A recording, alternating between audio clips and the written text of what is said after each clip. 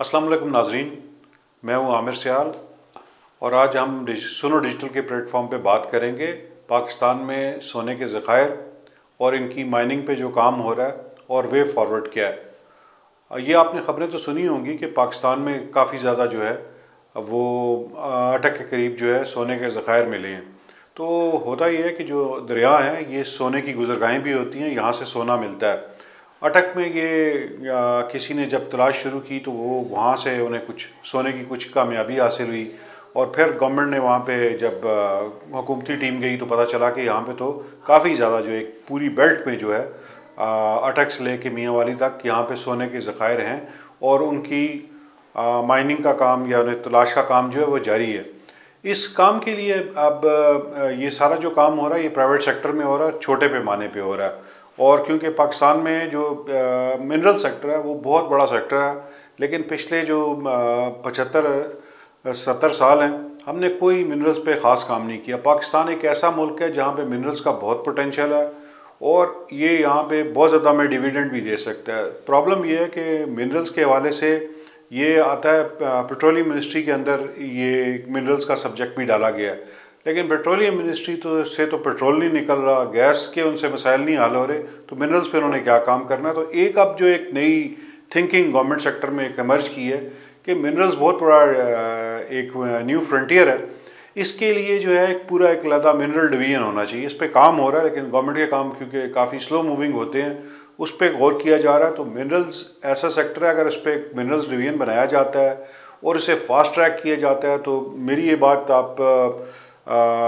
लिख लें कि अगले पाकिस्तान 3 से 5 सालों में बहुत बड़ी डिस्कवरीज भी कर सकता है और बहुत ज़्यादा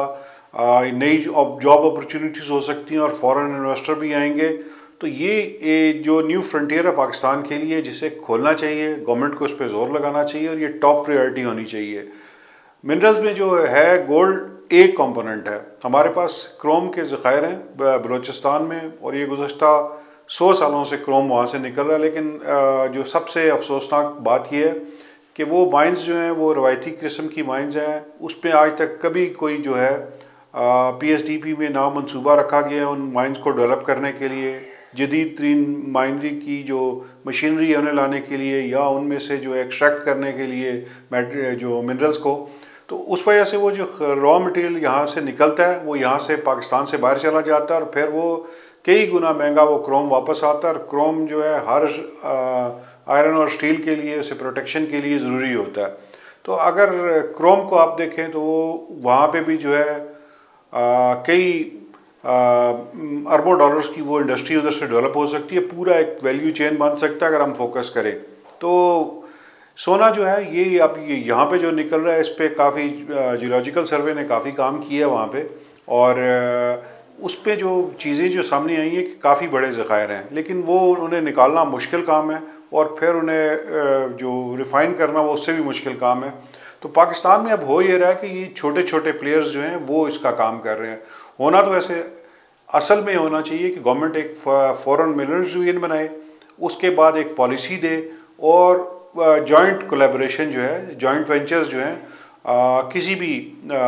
बड़ी कंपनी के साथ, लोकल जो हमारे इन्वेस्टर्स हैं उनके साथ मिला के जॉइंट वेंचर्स जो हैं उन्हें किए जाए। उसका सबसे बड़ा फ़ायदा होगा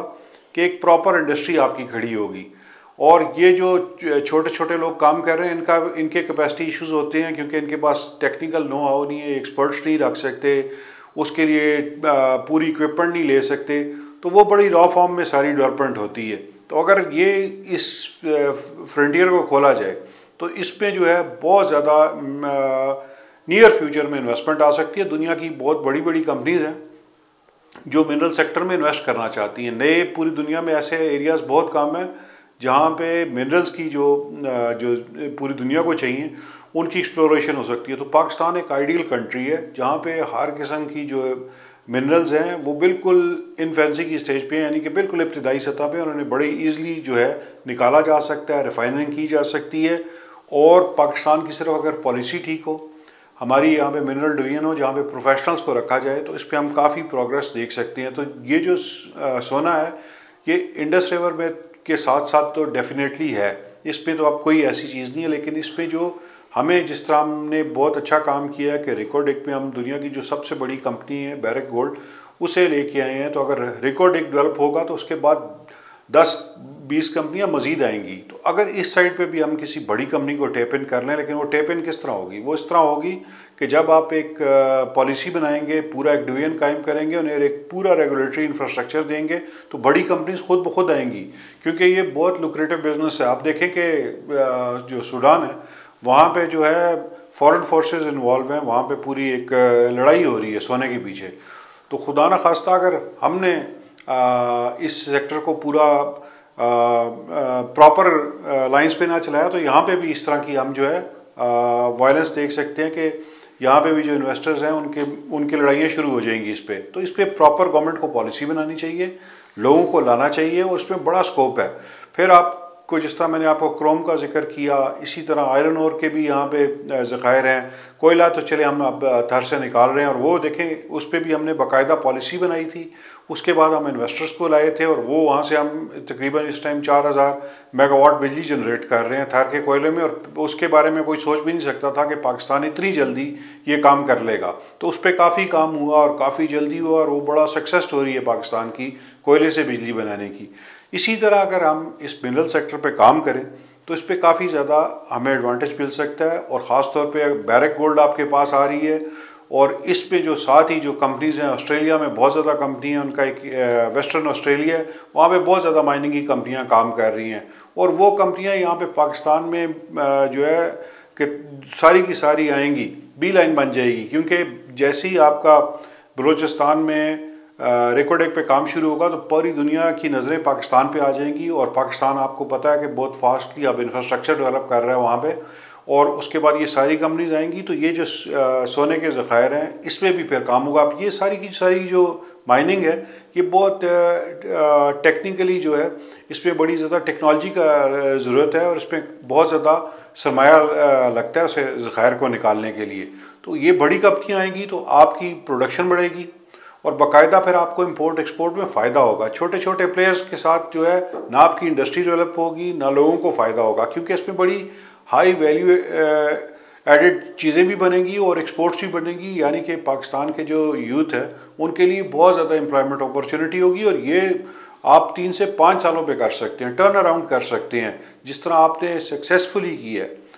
थर में हमने ये किया है, थर में बहुत बड़ी कामयाबी है पाकिस्तान के, और अब हम यही चीज़ रेप्लिकेट कर रहे हैं उधर रिकॉर्डिक में। तो ये यहाँ पे भी हो सकता है, आप इस पे सोने पे शुरू हो जाए, सोने के अलावा जो है ये आप क्रोम को भी कर सकते हैं, और दीगर मिनरल्स भी हैं। तो ये इस पे जो गवर्नमेंट को जो है फोकस अब करना चाहिए कि मिनरल डिवीजन कायम किया जाए, और उसके अलावा जो पॉलिसी बनाई जाए। और इस पे जो है पेट्रोलियम मिनिस्ट्री है उसने काफ़ी काम किया है मिनरल्स के लिए। ये बेसिकली जो तजवीज़ आई थी मिनरल डिवीजन की, आई भी पेट्रोलियम मिनिस्ट्री की तरफ से है, क्योंकि उनका ये ख्याल है कि जितना बड़ा ये सेक्टर है उतना ज़्यादा हमने इस पर फोकस नहीं कर सकते। अगर एक अलहदा डिवीजन बन जाए तो ज़्यादा वो बेहतर इस को चला सकता है, और वो वहाँ पे अगर आप प्रोफेशनल्स रख लें, क्योंकि काफ़ी चीज़ें जो हैं वो आपके पास अवेलेबल हैं, आपके पास काफ़ी अच्छे इंस्टीट्यूशंस भी मौजूद हैं। अभी हमने एक बहुत बड़ी